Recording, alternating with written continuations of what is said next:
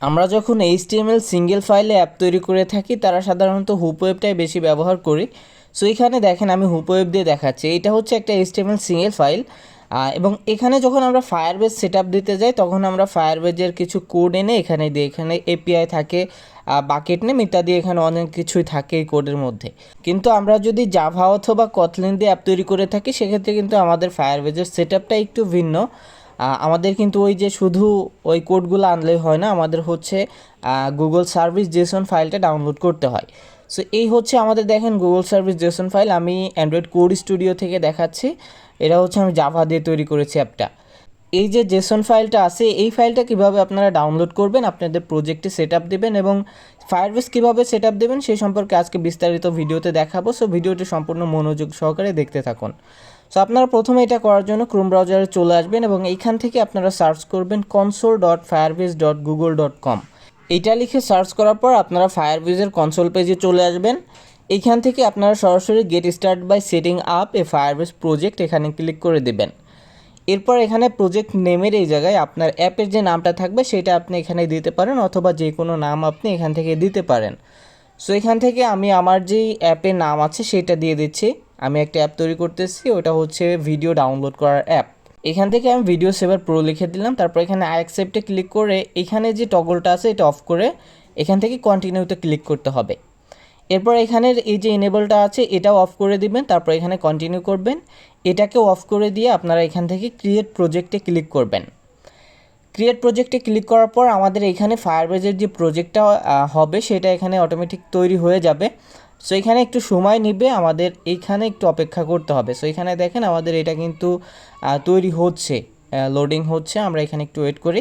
So আমি কিন্তু Firebase নিয়ে আরও আগে একটা ভিডিও করেছিলাম, একটা কি দুইটা ভিডিও করেছিলাম, ওইখানে আমি দেখিয়েছিলাম। সো আজকের ভিডিওতে একটু ভিন্নভাবে দেখাচ্ছে, কারণ আজকে হচ্ছে আমি অ্যান্ড্রয়েড অ্যাপের জন্য এটা করতেছি, মানে আপনারা জাভা অ্যাপে কীভাবে এটা সেট আপ দেবেন সেটা। সো এখানে আমাদের প্রজেক্টটা ক্রিয়েট হয়ে গেছে, এখান থেকে আমরা এই যে এটা কেটে দিলাম এবং এখান থেকে আমরা এখন সরাসরি চলে যাব এই পাশে যে 3 লাইন আছে হ্যামবার্গার মেনু, 3 লাইনে চলে যাব। এখান থেকে আমরা প্রথমে ডাটাবেসটা সেট আপ দেবো। এখান থেকে দেখেন এই যে ডাটাবেস অ্যান্ড স্টোরেজ আছে, এখানে ক্লিক করব। এইবার এখানে দেখেন দুইটা ডাটাবেস আছে, একটা হচ্ছে ফায়ারস্টোর ডাটাবেস আর একটা হচ্ছে রিয়েল টাইম ডাটাবেস। সো আমরা এখান থেকে প্রথমে ফায়ারস্টোর ডাটাবেসে ক্লিক করলাম। এখান থেকে আমাদের ক্রিয়েট ডাটাবেসে এখন ক্লিক করতে হবে।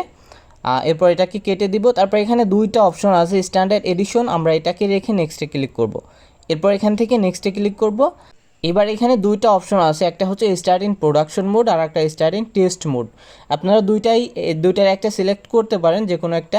সো আমরা স্টার্ট ইন প্রোডাকশন মোডে রেখে এখান থেকে ক্রিয়েটে ক্লিক করলাম।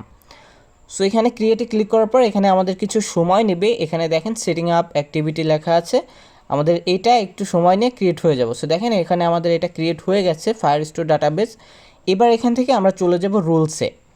রুলস থেকে আমাদের রুলসটা আপডেট করে নিতে হবে। সো আপনারা যখন প্রথম পর্যায়ে করবেন তখন এখানে রুলসটা এডিটে যাবেন, এখান থেকে আপনাদের এই যে রুলসটা থাকবে এখানে দেখবেন ফলস লেখা আছে, এই ফলসটা কেটে দিয়ে আপনারা ট্রু করে দেবেন প্রথম পর্যায়ে যখন আপনারা অ্যাপটা ডেভেলপমেন্টের কাজ করবেন।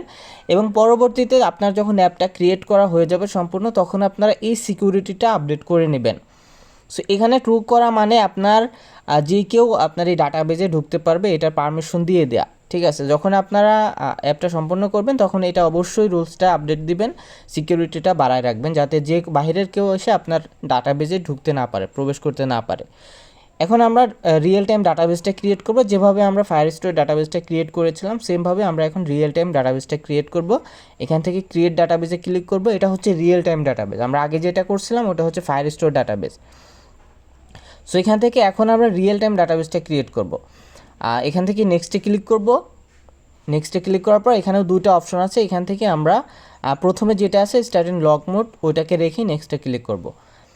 এখান থেকে দেখেন একটু লোড হচ্ছে, লোডটা শেষ হলে আমরা এখান থেকে দেখেন আমাদের ক্রিয়েট ডাটাবেসটা কিন্তু ক্রিয়েট হয়ে গেছে। এবার রুলস থেকে আমাদেরকে এই যে রুলসটা আছে এটাকেও ফলস কেটে দিয়ে ট্রু করে দিতে হবে, যেভাবে আমরা হচ্ছে ফায়ারস্টোর ডাটাবেজে করেছিলাম সেমভাবে এখান থেকে ফলসটা কেটে দিয়ে ট্রু করে দিতে হবে। সো এখান থেকে আমি ট্রু করে দেবো দুইটাতে, এখানে দুইটা ফলস আছে, আমরা দুইটাতে ট্রু করে দেব।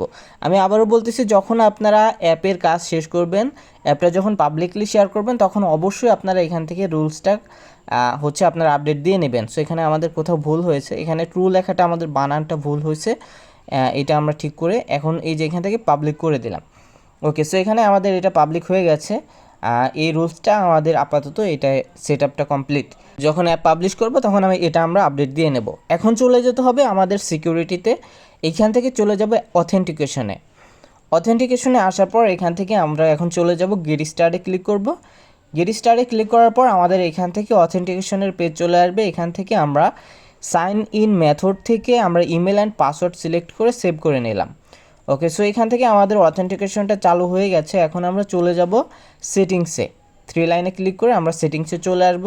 সেটিংসে আসার পর এখান থেকে আপনারা এই যে অ্যান্ড্রয়েডের মতো যে আইকন আছে, কয়েকটা আইকনের মধ্যে অ্যান্ড্রয়েডের মতো আইকন, এইটাতে ক্লিক করতে হবে। যখন আমরা জাভা অথবা কটলিন দিয়ে এই অ্যাপ তৈরি করব তখন অ্যান্ড্রয়েডের মতো আইকনে ক্লিক করব। এখানে ক্লিক করার পর এখানে হচ্ছে মেইন কাজ আমাদের, এইখান থেকে দেখেন এখানে প্যাকেজ নেম আছে।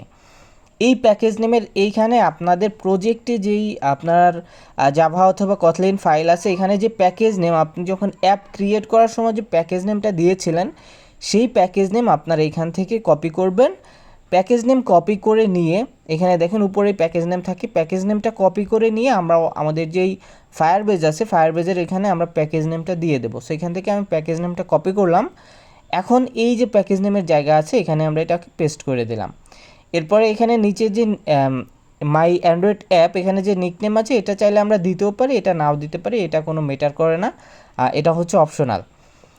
এরপর আমরা এখান থেকে রেজিস্টার অ্যাপে ক্লিক করব। রেজিস্টার অ্যাপে ক্লিক করার পর এখান থেকে কিন্তু আমাদের অন্য পেজে নিয়ে যাবে। এখানে কয়টা 4টা স্টেপ আছে, 4টা স্টেপ আমাদের কমপ্লিট করতে হবে। ওকে, সো এখানে আমাদের এই যে ডাউনলোড গুগল সার্ভিস জেসন ফাইলটা আছে, এটাই হচ্ছে আমাদের মেন ফাইল যেটা আমাদের অ্যাপে থাকবে। সো এটা আমরা ডাউনলোড করে নিলাম, এরপর ওপেন করলাম। ওপেন করার পর দেখেন আমাদের এখানে এই যে গুগল সার্ভিসের যে কোডগুলো আছে, এই কোডগুলো এখান থেকে আমাদের দেখা যাচ্ছে, এটা আমরা কপি করে নিচ্ছি। এটা আমি সরাসরি কপি করে নিলাম আমার প্রজেক্টে, এটা জাস্ট কোডটা বসায় দেবো। আপনারা চাইলে যে ডাউনলোড ফাইলটা আছে ওইটা আপনাদের ডাউনলোড ফোল্ডারে থাকবে, ওইখান থেকে সরাসরি আপনি ফাইলটা সরাসরি আপনার প্রজেক্টে নিয়ে আসতে পারবেন। আর এটা অবশ্যই আপনারা অ্যাপ ফোল্ডারে রাখবেন। আপনাদের প্রজেক্টে যে অ্যাপ ফোল্ডার থাকবে, অ্যাপ ফোল্ডারের মধ্যে আপনারা এই যে ফাইলটা আছে গুগল সার্ভিস জেসন ফাইল, এইটা রাখবেন। অবশ্যই আপনারা কিন্তু এই যে গুগল সার্ভিস জেসন ফাইলটা আছে, এটা কিন্তু অ্যাপ ফোল্ডারে রাখবেন, যেখানে হচ্ছে আপনার বুলগার্ডেল ফাইলটা থাকে। এবং অবশ্যই আপনাদের বুলগার্ডেল ফাইলে কিন্তু আপনাদের যে ফায়ারবেজের লাইব্রেরিগুলো আছে ওইগুলো অবশ্যই ইনস্টল করে রাখতে হবে।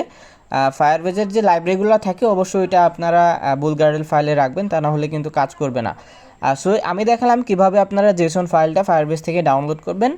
এই সিস্টেমে আপনারা যখন জেসন ফাইলটা ডাউনলোড করবেন, সেটআপগুলো কীভাবে করতে হবে আমি বিস্তারিত কিন্তু দেখিয়েছি। সো ভিডিও থেকে যদি আপনি কিছু শিখে থাকেন অবশ্যই চ্যানেলটি সাবস্ক্রাইব করে রাখবেন। এবং এই ধরনের ভিডিও কিন্তু আমি রেগুলারই আপলোড করে থাকি, মানে আমার চ্যানেলে বেসিক্যালি এই ধরনের অ্যাপ ডেভেলপমেন্টের ভিডিও আপলোড করে থাকি। সো যারা অ্যাপ ডেভেলপমেন্ট শিখতে চান তারা অবশ্যই চ্যানেলটি সাবস্ক্রাইব করে সাথেই থাকবেন।